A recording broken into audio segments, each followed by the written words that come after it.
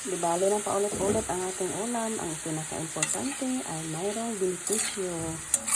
Masustansya na masarap pa.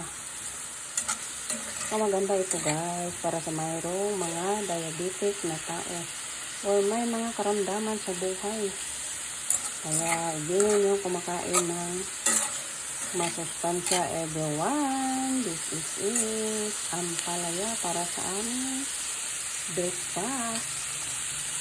Siyempre, isunod na natin ang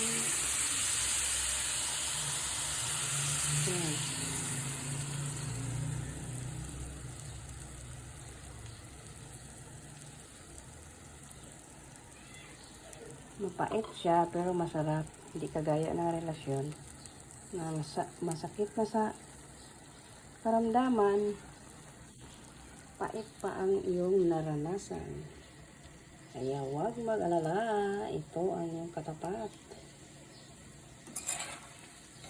Mag-ampalaya na sa umaga. At hindi naman, guys, leksyon lang yung masakit na yung naranasan mo sa buhay.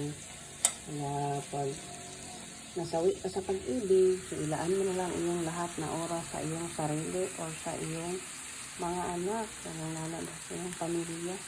Kung mayroon kayong pamilya, kaya enjoy ang buhay.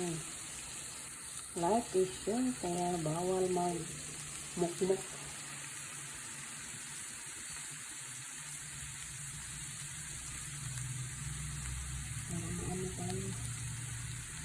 Enjoy lang.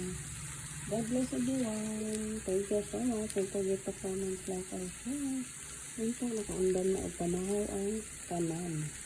Happy Sunday on first day of September. God bless.